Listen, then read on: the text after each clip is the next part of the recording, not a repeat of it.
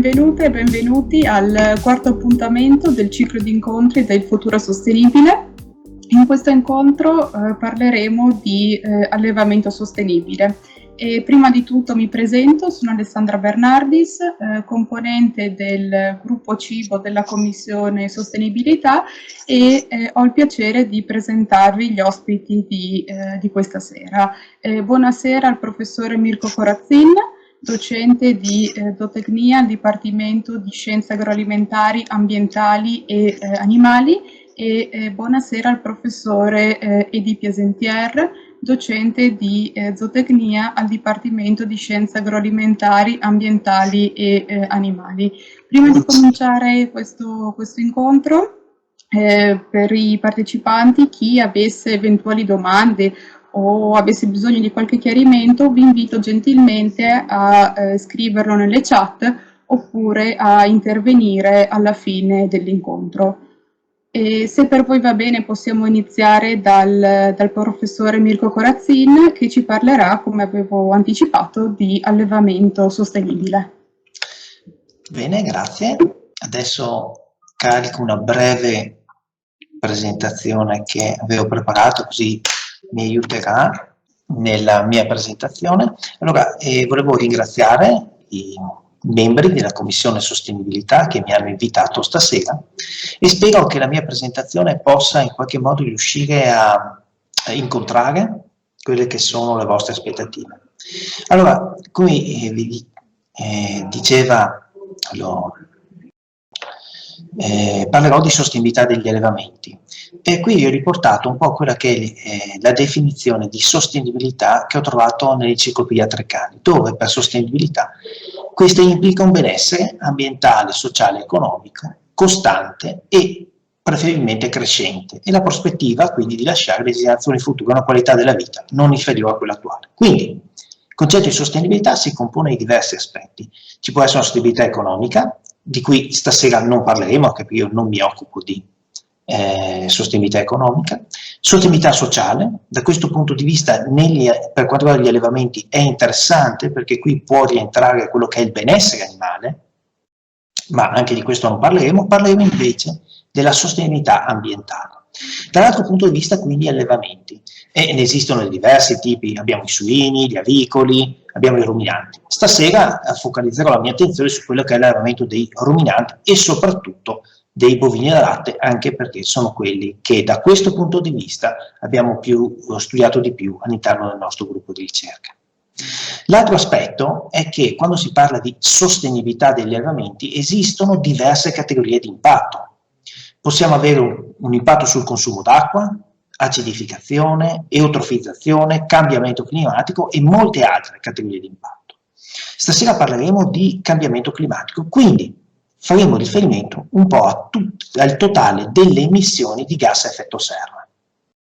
Da questo punto di vista, le vedrete nelle mie slide, che poi ripeterò successivamente, molto spesso troverete come unità di misura le CO2 equivalenti, che non sono altro che una misura che fa riferimento all'anidride carbonica, ovviamente, e tutti gli altri gas vengono ricondotti e riferiti all'anidride carbonica sulla base del loro potenziale di surriscaldamento globale. Quindi ad esempio il metano vale circa 25-30 volte l'anidride carbonica e così tutti gli altri. Qual è il problema di fondo quando parliamo quindi di gas a effetto serra? Il problema di fondo è che la temperatura media globale è in aumento. Qui in questa slide vedete quella che è la variazione della temperatura terrestre dal periodo preindustriale fino ai giorni nostri. E quello che si vede chiaramente che dal 1980 in poi, quindi negli ultimi 40 anni, si è osservato un importante aumento della temperatura terrestre. Tenete presente che un aumento superiore a 1,5-2 gradi è ritenuto importante perché può avere conseguenze sugli ecosistemi e ovviamente anche sulla biodiversità. Da questo punto di vista l'Unione Europea si era proposta diverse target, diversi obiettivi. E il primo è quello di ridurre le emissioni di gas a effetto serra di almeno il 40% rispetto a un anno di riferimento che è stato preso, che è il 1990.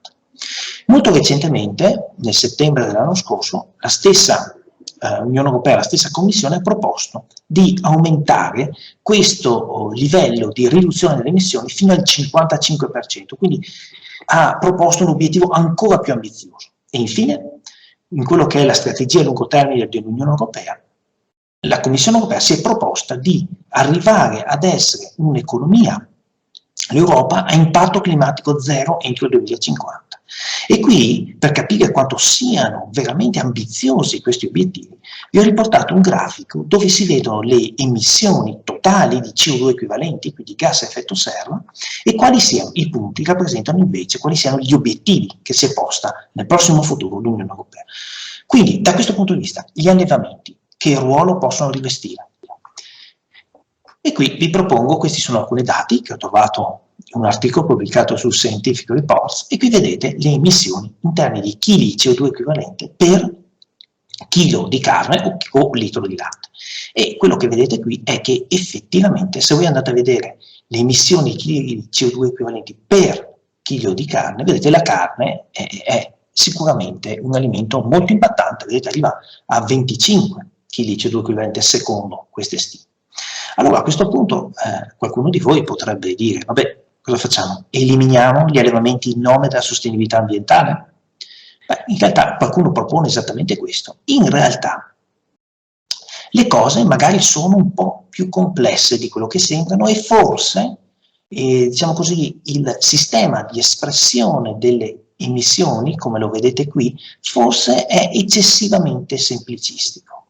Adesso cercherò un po' di porvi la vostra attenzione su alcuni elementi. Beh, sono stati fatti alcuni studi. Il primo, che vedete qui in alto, questo studio di White and Hall, è stato visto che, secondo alcune simulazioni, eliminando gli animali dall'agricoltura degli Stati Uniti, questo riduceva le emissioni di gas a effetto serra, ovviamente, ma allo stesso tempo creava un problema per quanto riguarda il soddisfacimento dei fabbisogni nutrizionali della popolazione americana. Non solo, in un altro studio, che vi porto qua in una posizione centrale, si è visto che queste erano diete di francesi, che riducendo il consumo di carne nella dieta di questi francesi, si aveva ovviamente una riduzione di quelle che sono le emissioni di gas a effetto serra, però allo stesso tempo si aveva una riduzione anche di quella che è l'energia ingerita. E a questo punto, se noi volessimo sostituire, oppure meglio compensare questa riduzione dell'energia ingerita attraverso magari un consumo superiore di frutta e vegetali, ecco che allora quello che era l'aspetto, diciamo così, positivo nel ridurre la quantità di carne nella dieta delle persone veniva in qualche modo limitato o addirittura completamente annullato. D'altro canto, dobbiamo ricordare che la carne, i prodotti di origine animale, sono comunque degli alimenti che hanno una proteina a elevato valore biologico. Hanno al loro interno degli elementi estremamente importanti per quanto riguarda l'alimentazione umana. Il ferro, pensate alla biodisponibilità del ferro presente nella carne, calcio, ma anche vitamine, pensate alla vitamina D12, ma anche alcuni acidi grassi, omega 3, soprattutto se gli animali sono al pascolo, oppure anche la presenza di CLA. E quindi questo è un aspetto che dobbiamo tenere conto. Dall'altro punto di vista vi ricordo anche un altro aspetto, che i ruminanti e la pecora sono stati i primi animali, diciamo così, domestici addomesticati, e la loro domesticazione risale addirittura all'8° millennio a.C. Quindi da quel momento in poi l'allevamento degli animali ha sempre accompagnato l'uomo durante i secoli. E d'altro canto, l'altro aspetto da considerare è che se noi andiamo a vedere, qui vi ho riportato un po' quelli che sono i trend basati nell'elaborazione sui dati FAO, se voi andate a vedere il numero di ruminanti, e qui vedete distinti bovini e bufalini da una parte, piccoli ruminanti dall'altra, se voi vedete il numero quindi dei ruminanti, questi stanno già dagli anni 60 in poi decrescendo all'interno dell'Unione Europea. Ovviamente se noi invece ci spostiamo a livello internazionale, il numero di questi animali invece sta aumentando, ma se facciamo riferimento all'Unione Europea, questo è il dato sicuramente più interessante. Ma non solo, dobbiamo considerare anche altri aspetti legati ai ruminanti e legati all'importanza dell'allevamento dei ruminanti. I ruminanti infatti hanno un ruolo per quanto riguarda il ritorno della sostanza organica nei suoli, no? Banale, l'utilizzo di liquame, letame permette la riduzione dei fertilizzanti chimici. Ma non solo, il ruminante può essere effettivamente un attore di quella che è l'economia circolare, perché il ruminante può alimentarsi anche con dei sottoprodotti. Ma poi c'è un altro aspetto, forse ancora più importante, che molte volte ci dimentichiamo, è che il ruminante si alimenta di foraggio. Il foraggio è un alimento che non è in competizione con la dieta dell'uomo. Quindi il mio ruminante mangia del foraggio, che l'uomo non può ovviamente utilizzare, e lo trasforma invece in prodotti latte e carne, che invece hanno delle caratteristiche nutrizionali importanti per l'uomo. E da questo punto di vista tenete presente che circa il 30% della superficie terrestre libera dai ghiacci è rappresentata dalle praterie. E in Unione Europea le praterie riguardano circa un 68 milioni di ettari, che equivale grosso modo al 38% di tutta la superficie agricola. Ovviamente in queste aree i ruminanti hanno un ruolo fondamentale, ma non solo, hanno un ruolo ancora più importante se pensate alle aree marginali. A questo punto qualcuno di voi potrebbe obiettare, sì, vabbè, questo è vero, però noi ai nostri ruminanti diamo da mangiare anche del concentrato e alcuni concentrati sono in effetti in competizione con la dieta dell'uomo. Per capire meglio questo aspetto, allora vi propongo un indice di conversione, questo conversion ratio, che ha al numeratore la quantità in termini di energia o chili di proteina, come volete, presente negli alimenti edibili per l'uomo dentro la dieta dell'animale, e al denominatore la quantità sempre di energia o di proteina presente invece nel prodotto finale, quindi può essere il latte o può essere la carne. I risultati sono estremamente interessanti, perché qui vi porto alcuni risultati, alcuni studi che sono stati fatti, quelli sul latte, dal nostro gruppo di ricerca, a cui ovviamente fa parte oltre al professor Piasentier, di cui avremo il piacere di sentire la presentazione dopo, ma anche il professor Bovolenta. E abbiamo fatto quelli sul latte in collaborazione con l'Università di Padova, del gruppo di ricerca del professor Sturaro. E poi altri risultati riguardano invece alcuni studi che sono stati fatti sulla carne, questi sono stati fatti dall'Università di Padova. Quello che si vede tuttavia è che se voi andate a vedere e andate a calcolarvi la quantità totale di energia presente nella dieta dell'animale rispetto all'energia presente nel latte, vedete che questo rapporto arriva a circa 6,6. Ma se voi considerate al numeratore solo l'energia contenuta nella dieta dell'animale, ma che fa riferimento a quelli che sono i prodotti edibili per l'uomo, quindi quelli che effettivamente vanno in competizione con la dieta dell'uomo, rispetto all'energia presente nel latte, questo rapporto crolla a 0,48 in uno studio, un altro studio ha trovato 1,27. E se voi fate lo stesso rapporto legato alla proteina, vedete che questo rapporto scende a 0,81.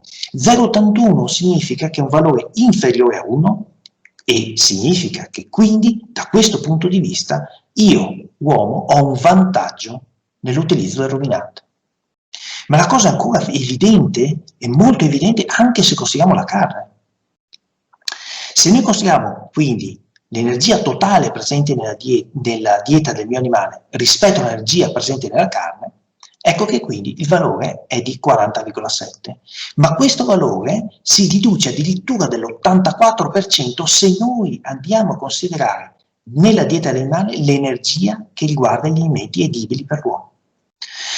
Allo stesso modo, se fate la stessa cosa per quanto riguarda la proteina, si passa da un valore di 16,7 a un valore che crolla al 3,3, con una riduzione dell'80%. È chiaro che anche questi aspetti dovremmo considerarli nella valutazione dell'impatto dei nostri allevamenti.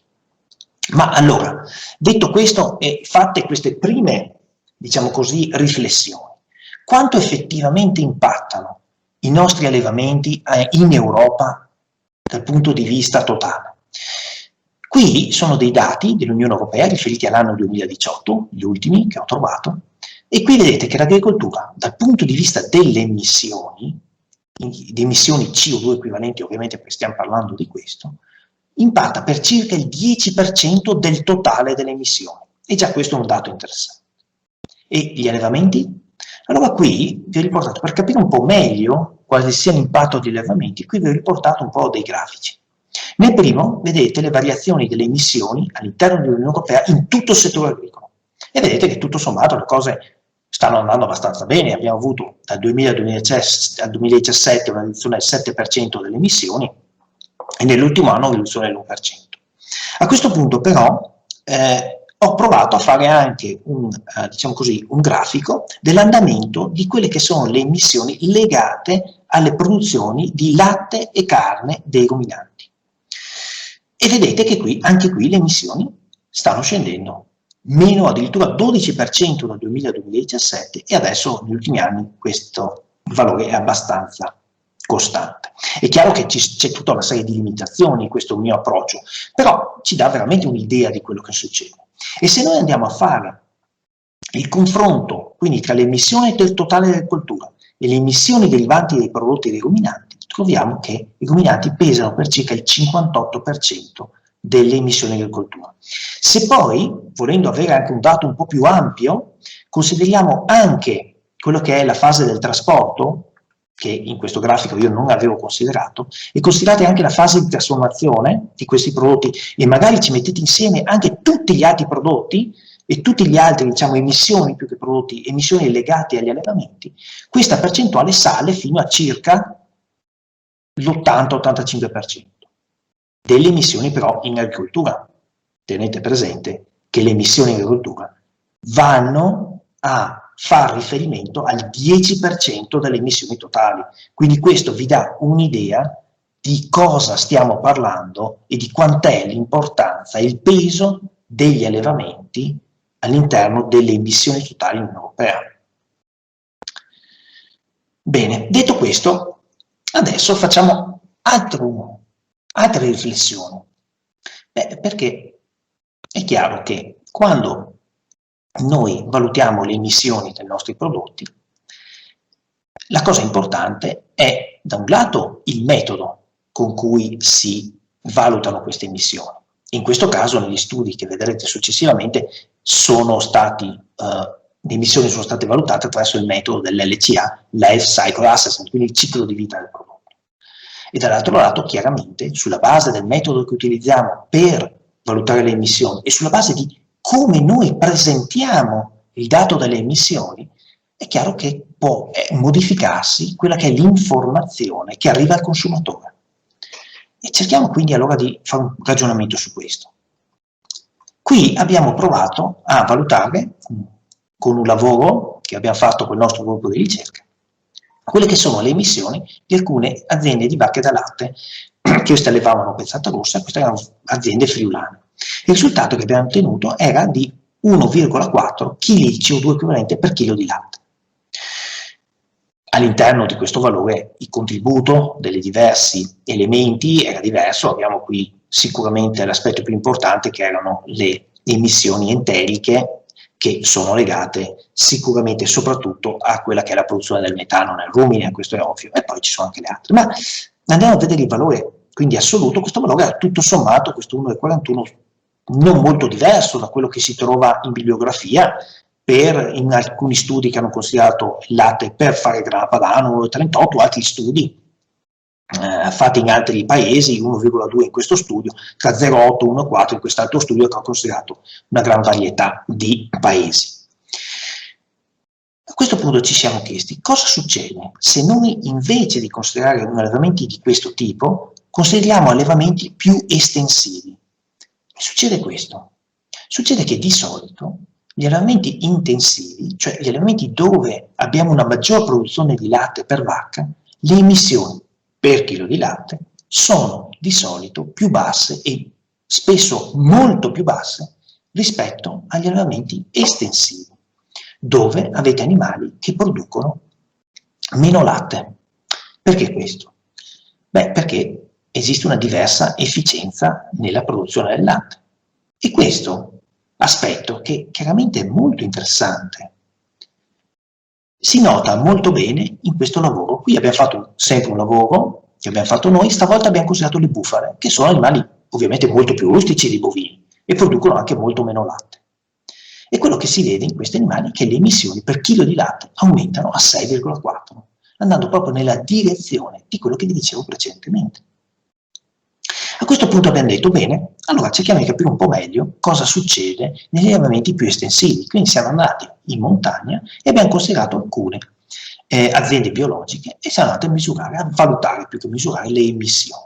In questo caso questi allevamenti, giusto, avevano un'efficienza alimentare, ok, espressa in chili di latte per chilo di sostanza secca ingerita dagli animali, 0,631, vabbè, questo è un dato più tecnico. Le emissioni qui erano di 1,46 kg di CO2 per chilo di latte, che era un valore tutto sommato buono. Queste erano aziende biologiche trentine, e anche più basso rispetto a altre aziende estensive dell'arco alpino. Vedete, un lavoro qui ha trovato un valore di 1,60, ci sono altri valori di aziende tedesche che utilizzavano molto le praterie di 1,53.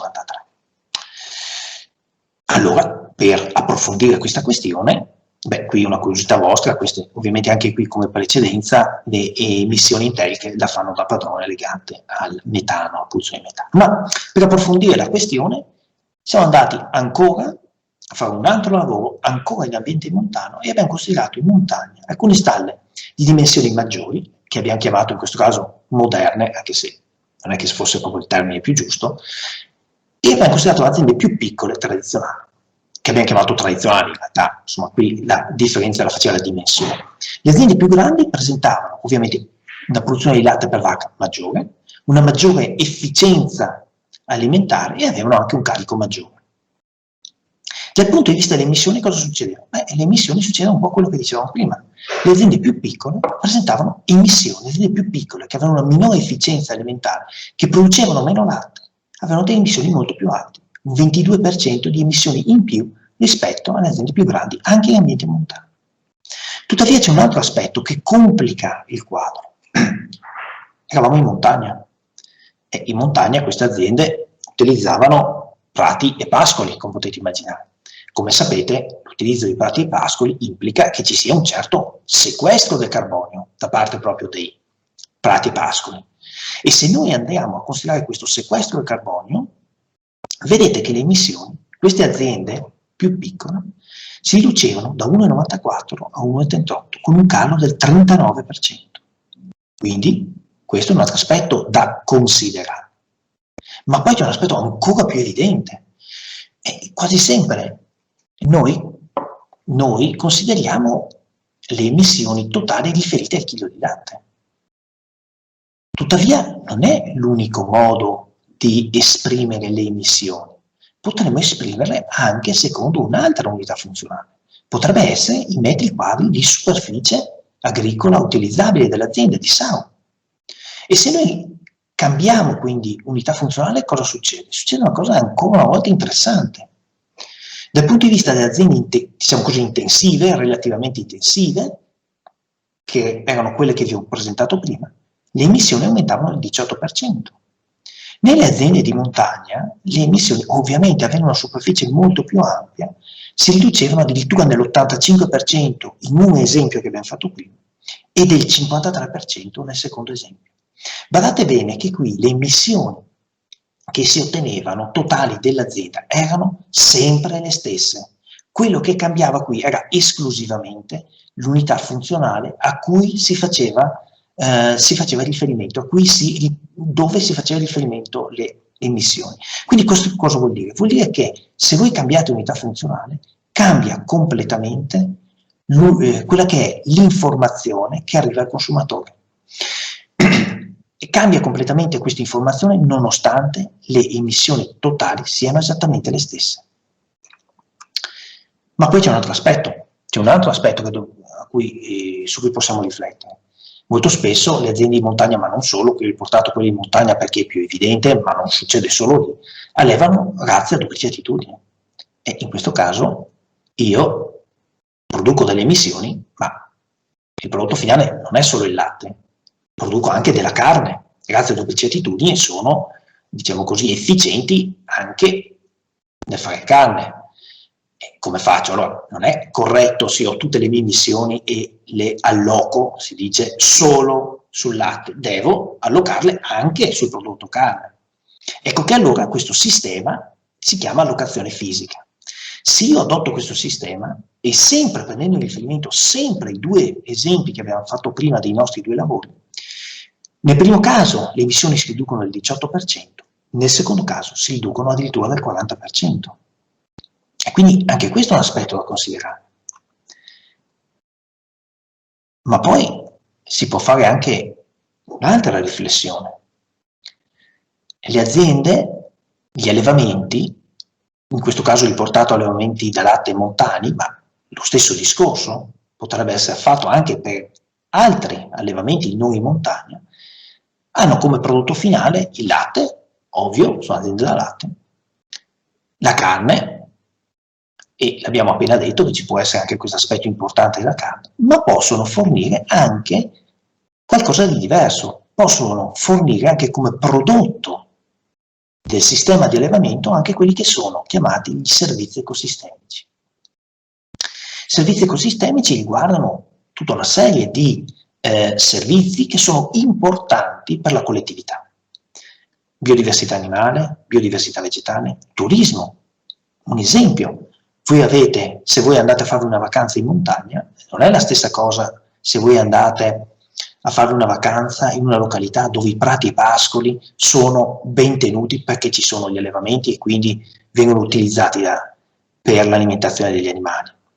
Oppure se voi andate a fare una vacanza in una località dove non ci sono più gli allevamenti e quindi dove non c'è una gestione del territorio, non c'è una gestione dei prati o dei pascoli. Capite bene che la piacevolezza scenica dei due ambienti sarà molto diversa e questo è comunque un servizio che dà l'allevamento a quello che è il turismo, che non è da sottovalutare. Non solo, ma pensate alla prevenzione e riduzione del rischio di incendi.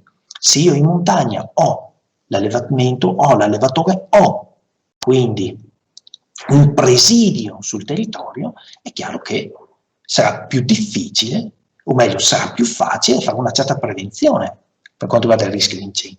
Ma poi pensate anche alle tradizioni che hanno questi allevamenti. Il sistema della transumanza ha tradizioni millenarie.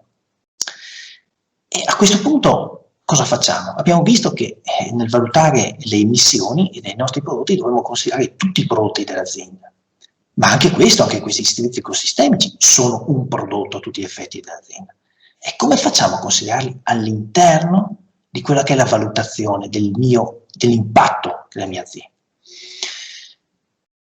Ci può aiutare da questo punto di vista la cosiddetta allocazione economica. Cioè abbiamo le emissioni totali della mia azienda che sono sempre le stesse, guardate bene, questa è la cosa interessante, e stavolta le allochiamo tra tutti i coprodotti in relazione al valore economico.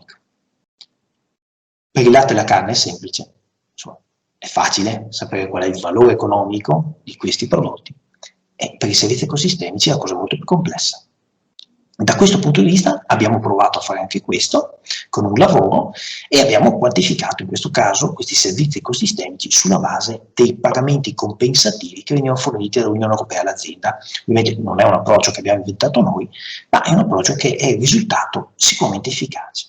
E se noi facciamo questo, vediamo che le emissioni per chilo di latte scendevano da 1,46, ed è sempre il nostro esempio iniziale, scendevano a 0,89 nel momento in cui consideravamo tutti i prodotti dell'azienda, latte, carne, ma anche questi servizi ecosistemici che in un ambiente montano sono particolarmente importanti.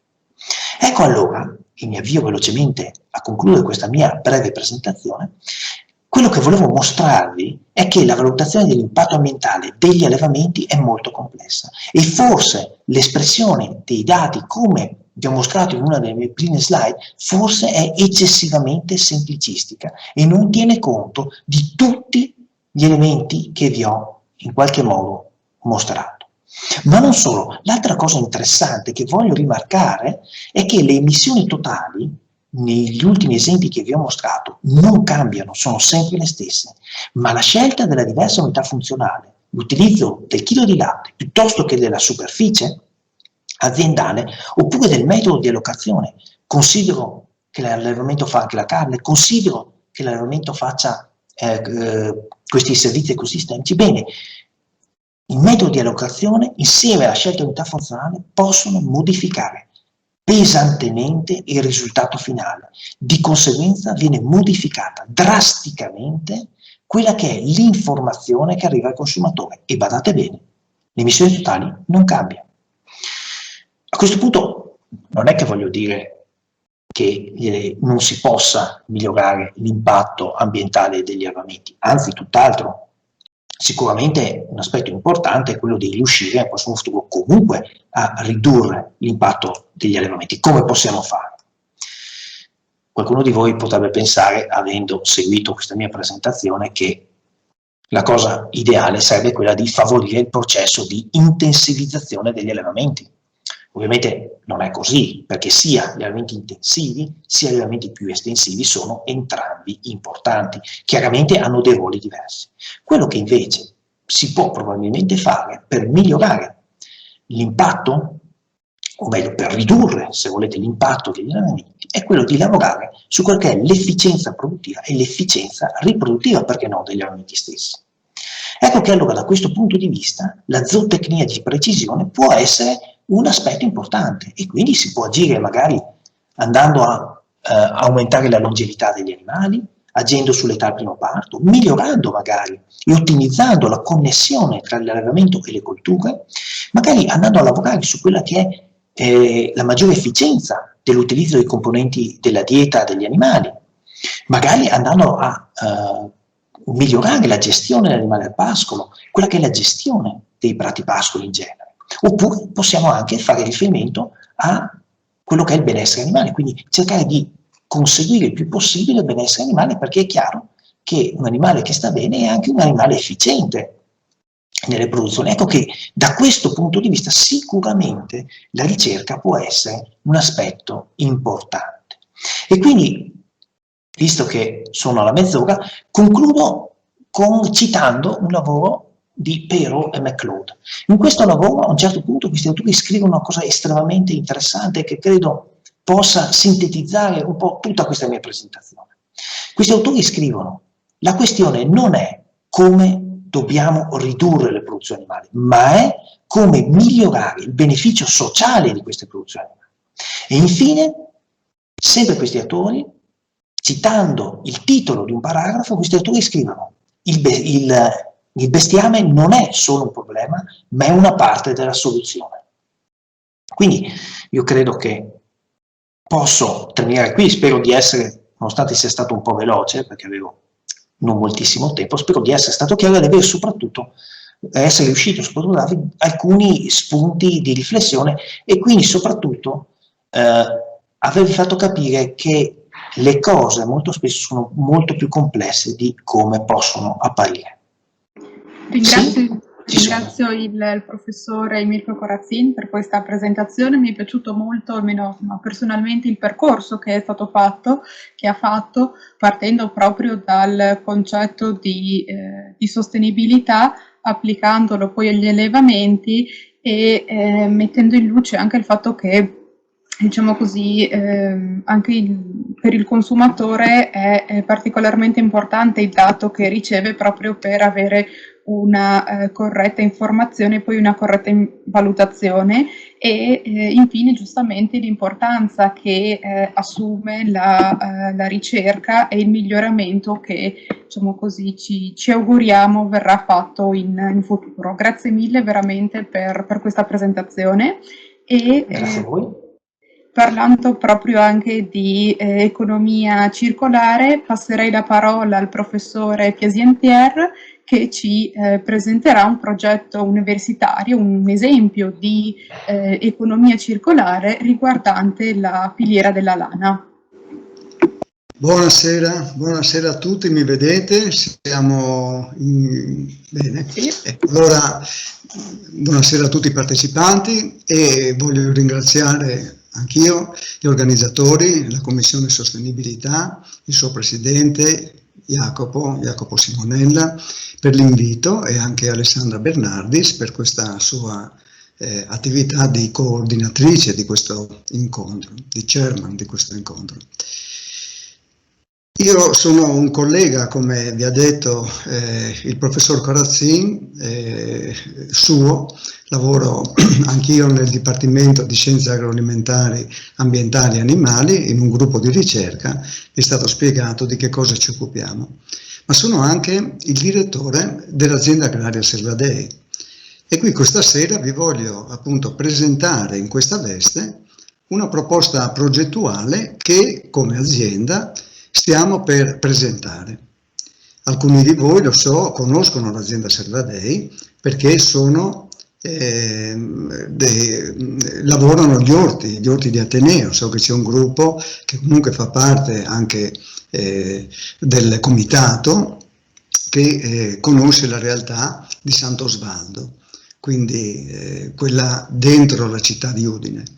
Ma l'azienda agraria Servadei ha anche una parte zootecnica, una sezione zootecnica che si trova a Pagnacco, ed è lì che sarà organizzato questo esempio appunto di economia circolare.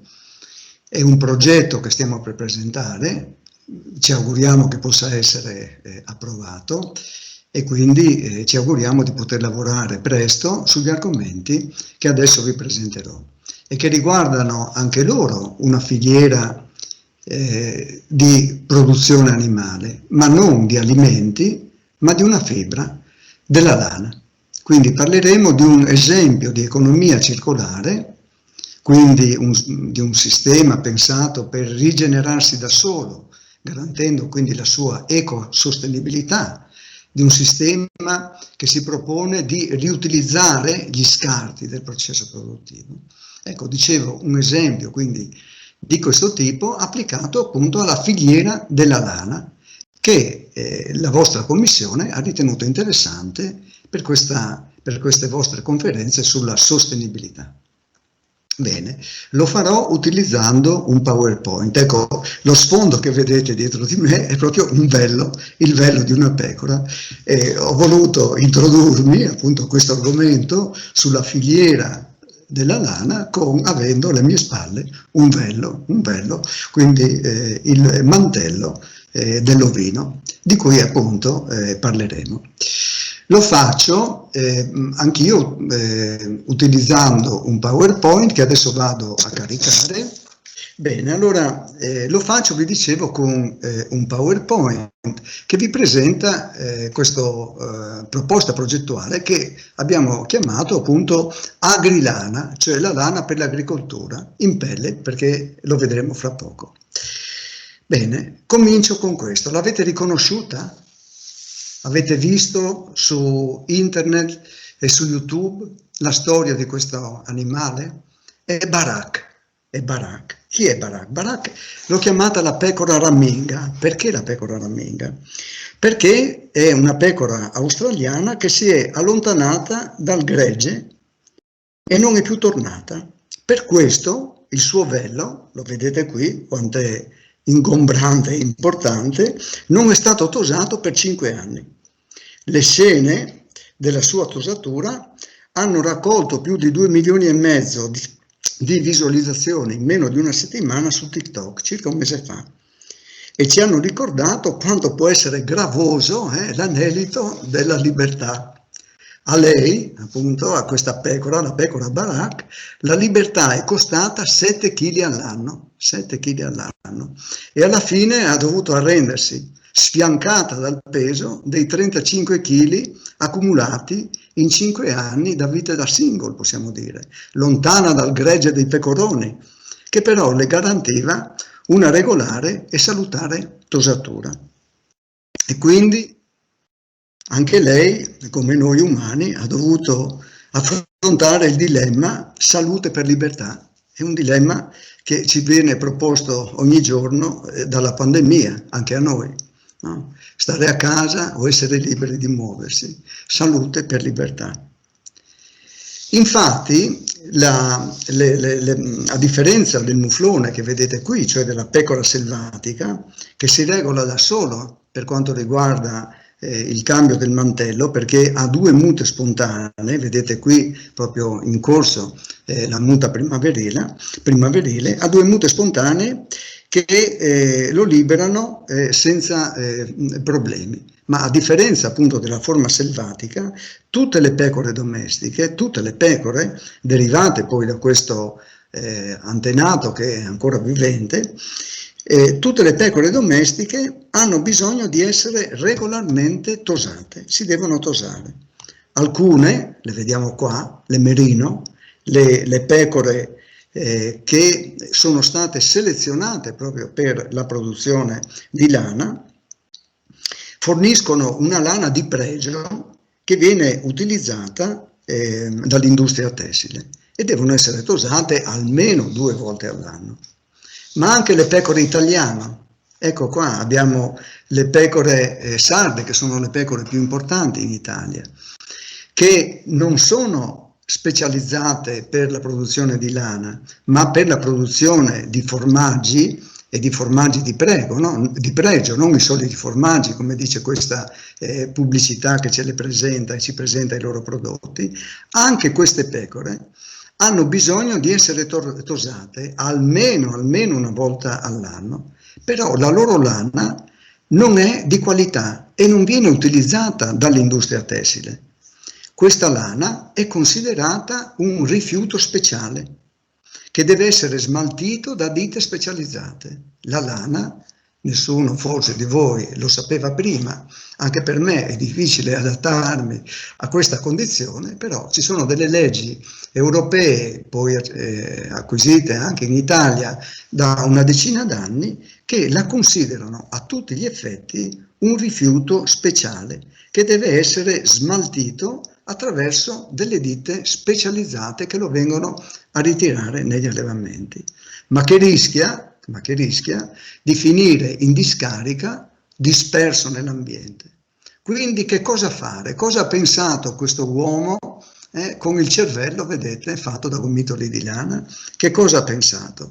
Ha pensato ad un'idea semplice, ad un'idea molto semplice, ma efficace, e cioè quello di trasformare la lana di scarto in un fertilizzante organico attraverso un processo di economia circolare che vi ho qui rappresentato, dove la lana, che vedete viene tosata qui e viene poi raccolta, può essere in questo caso trinciata e poi, una volta trinciata, utilizzata in questa pelletratrice per produrre il pellet che vedete nelle mani di questo signore, che poi diventa appunto un concime di cui vedremo fra poco anche le caratteristiche con maggiore dettaglio, il quale poi, ritornando al suolo, completa il ciclo virtuoso della lana.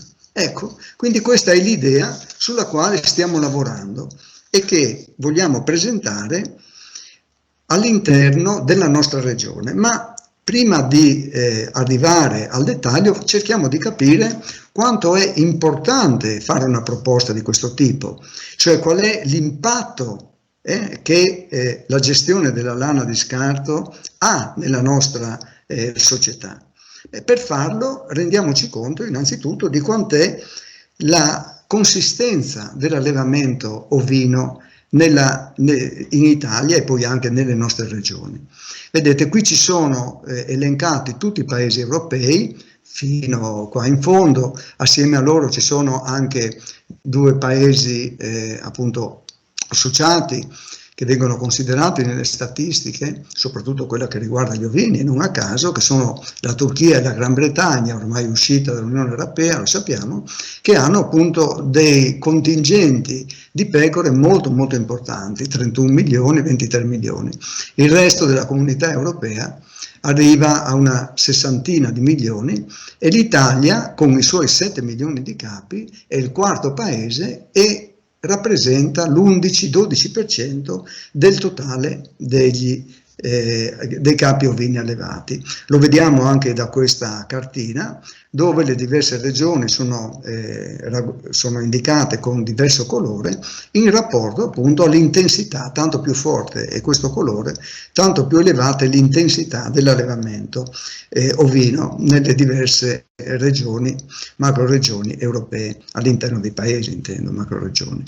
Bene, vedete il colore molto intenso della Sardegna e il colore molto chiaro peraltro della regione alpina. Però prima di arrivare lì, appunto, ricordiamo per quale ragione noi alleviamo le pecore. Qui ho preso questa immagine da un progetto europeo che si è concluso 2 o 3 anni fa, SheepNet, che ha fatto un'analisi dei sistemi di produzione ovina in Europa. Ecco, da questo dato, da questa cartina, vediamo che ci sono, che innanzitutto, lo diciamo prima, l'allevamento ovino da noi è soprattutto un allevamento destinato alla produzione di latte, e la lana e il latte sono fra loro incompatibili. Chi produce lana non produce buona lana, non produce molto latte, solo quello che serve ad allattare i piccoli. Chi produce molto latte, che ci serve poi, che l'uomo munge per produrre i formaggi dopo che la pecora ha comunque allattato nel primo mese i suoi piccoli, ecco, non produce della buona lana. Vi ricordate l'immagine della merino e della sarda? Ecco, sono molto diverse. E proprio la copertura di lana, no? E anche il tipo di lana è completamente diverso. Bene, i nostri sono sistemi quindi vocati per la produzione di latte, importantissime soprattutto la Sardegna, è una delle regioni pastorali più importanti, non solo in Europa, poi però dove viene allevata la sarda, poi è importante anche la Sicilia e la Calabria e la Basilicata, quindi diciamo il sud dell'Italia, dove si alleva soprattutto la comisana, ma un'importante poi produzione si ha anche nella zona dell'Appennino centrale, dove oltre alla sarda viene allevata come razza autoctona tipica la massese. Quindi sono razze orientate, quelle allevate in Italia, il maggior numero tra quei 7 milioni che abbiamo considerati, che producono latte soprattutto per il formaggio. Questi 7 milioni sono il frutto di un andamento, di un'evoluzione che vedete qui rappresentata con questa linea arancione, che ci dimostra che siamo ormai più o meno stabilizzati attorno ai 7 milioni di capi dopo anni tremendi per questo tipo di produzione, che dal dopoguerra ad oggi è progressivamente disceso. Abbiamo qui un ultimo calo che si è avuto nel 2012 di quasi 1 milione di capi per motivi non solo produttivi ma anche di diffusione di alcune patologie. A differenza ad esempio di un altro piccolo ruminante che viene associato tante volte alla pecora, che ricordo è molto diverso dalla pecora, che è la capra, che invece tende ad aumentare, leggermente aumentare. Ma abbiamo visto prima, ci sono, anche se le tinte sono molto chiare, anche degli allevamenti nella zona montana. Qui ho rappresentato un po' meglio le tinte delle diverse regioni sulla base di un progetto che abbiamo fatto con altri 15 partner di quest'area, dell'area alpina, alcuni anni fa, dove abbiamo cercato di valorizzare l'importanza dell'allevamento ovino nell'area alpina, anche se non è così importante, almeno in Italia, come nella parte peninsulare e delle isole, come abbiamo appena detto. Bene, abbiamo visto che i colori sono molto leggeri, nel contesto europeo, vi ricordate la cartina arancione e arancione chiara, ma poi all'interno di questa tenuità di colori ci sono zone come la provincia di Cuneo, dove c'è e di Biella in Piemonte, dove i colori sono molto forti, ed altre invece come proprio la nostra regione, dove i colori sono molto tenui. Quindi diciamo che la nostra regione è collocata nell'ambito di una regione alpina dove la tradizione di allevamento è importante, ma non è così importante. Negli ultimi anni ha avuto una forte riduzione. Voglio ricordarvi anche un aneddoto a questo proposito. Io abito in un paese che si chiama Pasian di Prato, forse voi lo conoscete, ai margini di Udine, ed in particolare in una frazione che si chiama Passons. Cosa vuol dire Passons in friulano? Vuol dire pascoli.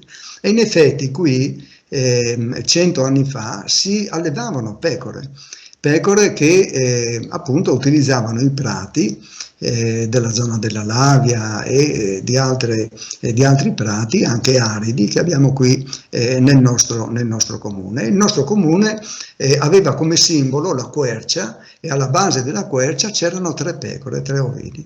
Oggi gli ovini sono diventati così poco attraenti che nell'immediato dopoguerra il Consiglio Comunale ha deciso di sostituire gli ovini con 3 fiorellini, per cui il nostro simbolo è diventato la quercia, che è presente appunto nelle praterie di cui vi dicevo prima, dei prati stabili, che forse qualcuno di voi ha anche percorso. Ci sono dei bellissimi percorsi da fare sia a cavallo che in bicicletta che a piedi che li attraversano. Ecco, dicevo, sono state sostituite le pecore poverine dai fiori che comunque sono belli e sono presenti appunto come vi dicevo. Quindi ci troviamo in una situazione dove l'allevamento ovino sicuramente non è importante, però quanti sono gli ovini nella nostra regione? Nonostante queste considerazioni, a tutt'oggi, questi qui sono i dati della Banca Nazionale, della Banca Dati Nazionale che censisce tutto il bestiame allevato, questi dati ci dicono che nella nostra regione sono allevati più di 20.000 capi che sono distribuiti in ben 700, quasi 700 allevamenti. Quindi ci sono ancora molte realtà, anche se ovviamente facendo il rapporto fra capi e allevamenti capiamo che sono allevamenti di piccole dimensioni e sono allevamenti come li vediamo qui dove la specializzazione per la lana è praticamente assente. Vedete, questi sono i dati: 14 allevamenti, 56 capi, quindi non so questi come fanno a dire che producono lana, ma evidentemente sono degli allevamenti amatoriali o delle fattorie sociali che producono poi del feltro che magari lavorano. Però la gran parte degli allevamenti sono allevamenti misti cosiddetti, cioè da latte e da carne, in parte anche dedicati all'autoconsumo, con la diversa tipologia. Sono importanti poi anche le greggi transumanti, forse alcuni di voi hanno visto queste greggi molto numerose che attraversano la nostra pianura in questo periodo autunno-invernale per poi muoversi verso i pascoli in alpeggio. E se andiamo poi nel dettaglio della zona alpina, della zona montana, qui facciamo riferimento soltanto alla Carnia e alla pedemontana pordenonese, esclusa la parte a est della regione, perché questo è il territorio di riferimento nel quale poi il progetto sarà presentato. Ecco, se vediamo anche in questo ambiente ci sono ancora ben 120 allevamenti, no? Con 11.000 capi, quindi non è una realtà da poco, è una realtà relativamente importante, non importantissima dal punto di vista economico in assoluto, però importante per i servizi che fornisce, gli ecosistemici di cui abbiamo parlato prima, e importante anche per il problema che stiamo adesso per affrontare. Quindi ci sono ben 102 dei 119 allevamenti di piccolissime dimensioni con meno di 50 capi, i quali devono gestire appunto la lana, Ma quanto costa la gestione della lana che abbiamo visto essere una lana di scarto, no? in queste situazioni? Ecco, dovete sapere che la tosatura della lana viene effettuata normalmente da dei tosatori specializzati, perché è un'operazione che può prendere molto tempo. Quando la faccio io ci impiego quasi mezz'ora per pecora, non lo dovrei neanche dire. Un tosatore di quelli specializzati ci impiega un minuto, un minuto e mezzo, e sono così specializzati che lavorano in tutto il mondo, vengono dalla Nuova Zelanda, lavorano in una stagione qui, poi in Nuova Zelanda c'è la stagione opposta, non lo sappiamo, nell'altro emisfero, e quindi lavorano tutto l'anno muovendosi addirittura a livello mondiale. Questi chiedono 2 euro per capo per la tosatura, lasciano ovviamente la lana all'allevatore perché non sono interessati alla gestione della lana, quindi l'allevatore la deve poi smaltire perché abbiamo detto non è lana utilizzabile per la produzione di tessuti. L'industria tessile non è interessata a questa lana, l'industria tessile compra la lana molto fine delle pecore merino in Australia, in Nuova Zelanda, appunto, in Argentina, è un mercato ormai mondiale. Dei nostri allevatori nessuno se ne cura, ci sono dei tentativi di valorizzare le cosiddette lane locali, ma soffrono moltissimo e non ce ne sono di così vicini a noi. Quindi l'agricoltore, l'allevatore dovrebbe smaltire la lana e lo smaltimento, quando questo viene realizzato, perché non è facile, le ditte di smaltimento che lavorano ad esempio nel nostro contesto non hanno il piacere di ritirare la lana perché poi li impasta in macchinari con i quali poi gestiscono gli scarti in generale. Comunque, qualora lo smaltimento avvenisse, sono 20 centesimi di euro per chilo più le spese di spedizione. Quindi per ogni tosatura, e per far star bene l'animale le tose dovrebbero essere 2, un allevatore spende 6 euro all'anno. Questi sono allevamenti di piccole dimensioni per i quali non è facile assorbire questo costo, ma non è neanche tanto quello il problema. Il problema è che proprio non ci sono le possibilità per farlo con regolarità e semplicità, proprio perché non c'è un sistema organizzato di fatto per lo smaltimento di tutta la lana di questi allevamenti. Chi di voi è più esperto in queste cose sa che la lana può essere utilizzata anche dall'industria edile che produce del materiale isolante, che serve per l'isolamento acustico e soprattutto termico. Questa lana comunque deve essere anche lei lavata come la lana destinata per essere tosata, perché solo in questo modo, per essere utilizzata dall'industria tessile, perché solo in questo modo appunto esce dalla configurazione di rifiuto pericoloso di categoria 3 ed entra in quella appunto di prodotto tessile o prodotto per l'edilizia.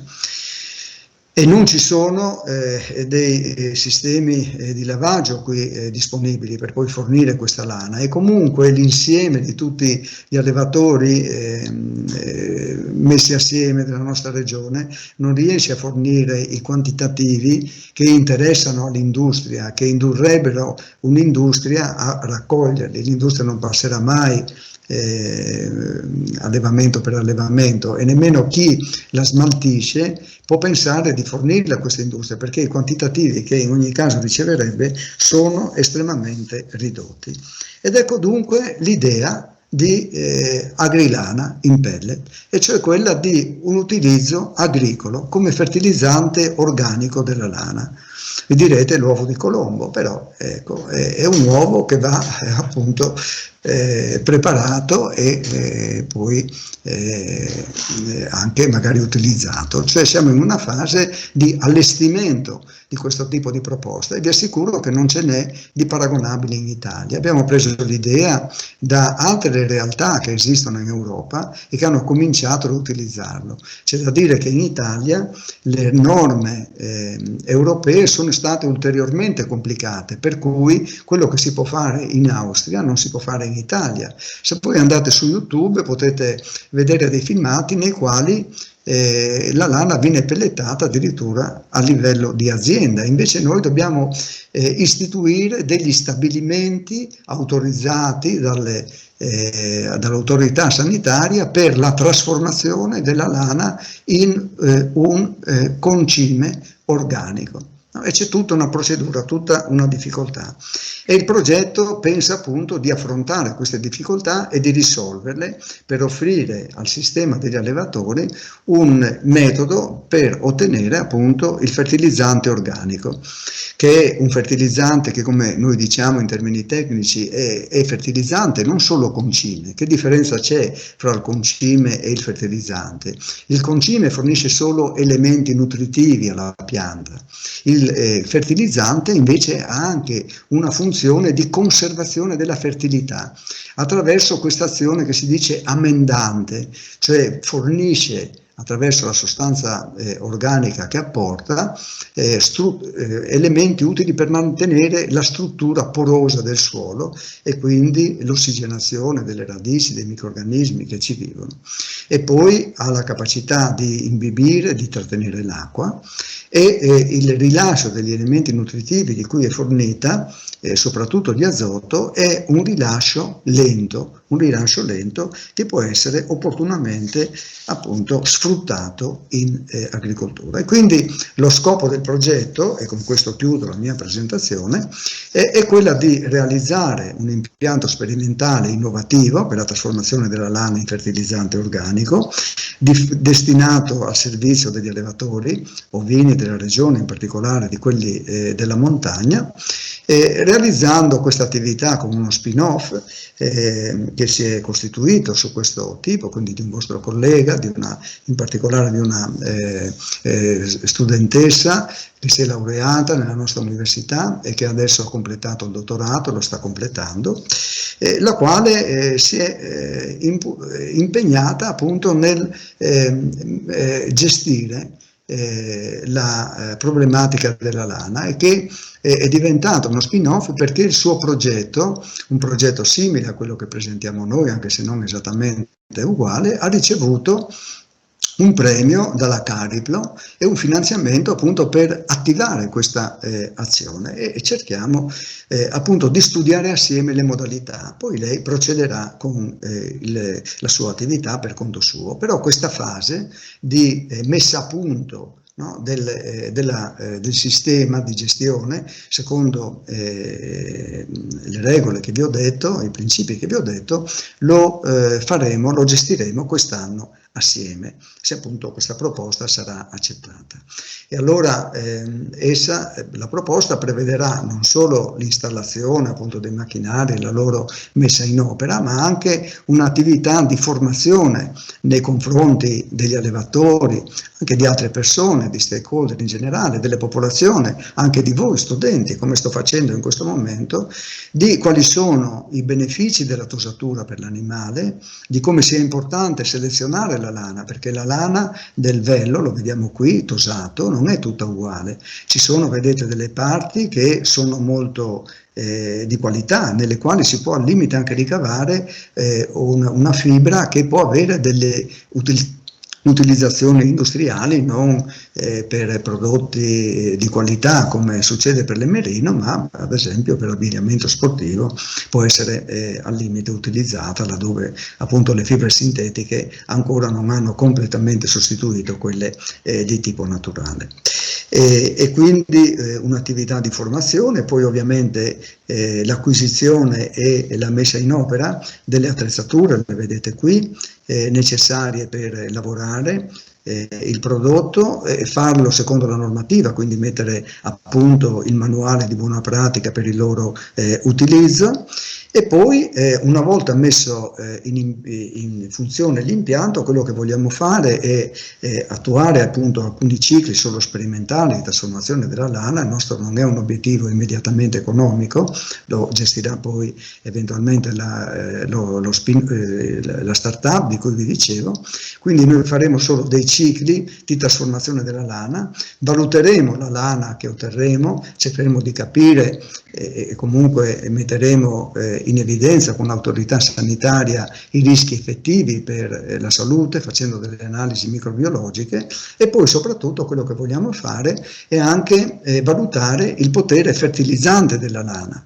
Quindi capire, abbiamo detto che è un fertilizzante a lento rilascio, quindi deve essere utilizzato in certe condizioni e magari coadiuvato da fertilizzanti, se pensiamo al biologico, ad esempio la pollina, che sono a pronto rilascio, quindi questi nutrono i microrganismi del suolo, che quindi lasciano la lana, tra virgolette, in pace, e questa può essere poi utilizzata dalle piante. Quindi questo è il progetto. Se qualcuno di voi fosse interessato a questa parte, anche solo della valutazione del potere fertilizzante, sappiate che ci saranno delle tesi su questo punto. Le prove le faremo negli orti, nei lotti che sono rimasti incolti, ce ne sono 2 o 3, e quindi lì soprattutto, ma comunque l'azienda agraria ha poi altre superfici per poterle fare. In ogni caso cercheremo senz'altro di utilizzare anche gli orti per presentare appunto in questa azione di divulgazione che stiamo facendo anche gli esiti a coloro che coltivano gli orti, compresi i vostri colleghi che hanno il piacere di farlo. E quindi con questo io concludo la mia presentazione e vi saluto col cuore, come fanno queste pecore. Ecco, grazie di nuovo per la vostra attenzione. Grazie mille per averci presentato questo progetto. È sicuramente molto interessante. E passerei ad alcune domande. Ho visto che ci sono nella chat. Per il professore Corazzena, la prima domanda, molto interessante il suo punto di vista sulle emissioni di gas a effetto serra, considerando anche l'impatto dell'allevamento sulla disponibilità idrica, 20-33% del consumo di acqua dolce a livello mondiale, sul consumo di suolo, 1/3 delle terre non coperte da ghiacciai, e sulla deforestazione fino al 91% della distruzione della foresta amazzonica, e considerando che l'allevamento è la causa principale della distruzione di habitat, dell'inquinamento idrico, delle zone morte oceaniche e dell'estinzione della specie, pensa che il nostro consumo di prodotti animali sia sostenibile a lungo termine o sia necessario diminuire drasticamente la presenza di questi prodotti nelle nostre diete? E leggerei subito anche l'altra in maniera tale così poi diamo subito risposta. Se non sbaglio, la mia connessione non è delle migliori, ha accennato al valore nutrizionale dei prodotti animali e di come rimuoverli dalla dieta può rivelarsi un problema per la nostra salute. Mi chiedevo se può approfondire questo punto. La posizione dell'Academy of Nutrition Diets, la più grande organizzazione di professionisti dell'alimentazione e della nutrizione al mondo, è che una dieta vegetale pianificata in modo appropriato è adatta a tutte le fasi della vita umana, infanzia e gravidanza inclusa. Beh, questa è una domanda che meriterebbe quantomeno almeno altre 2 ore di discussione, quindi sarebbe veramente complicato. Tuttavia quello che... Com'è? Lo proporremo come un futuro approfondimento questo. Tuttavia io oggi ho presentato alcuni dati, quindi in realtà non è che io abbia presentato il mio punto di vista, ho cercato di discutere dei dati derivanti dei dati ufficiali dell'Unione Europea e alcuni dati che abbiamo rilevato anche noi. Se adesso anche sul consumo d'acqua si potrebbe fare un ragionamento molto lungo, quindi io attualmente rispondo sulla base delle emissioni di gas serra di cui abbiamo parlato stasera. Volevo far notare, se vediamo e riprendiamo il dato che abbiamo mostrato sulle emissioni, che in realtà le emissioni totali legate agli allevamenti in Europa sono meno del 10% del totale delle emissioni. Quindi se uno volesse veramente ridurre in maniera forte le emissioni totali, beh, ci sono settori dove si può intervenire in maniera molto molto più forte rispetto agli allevamenti.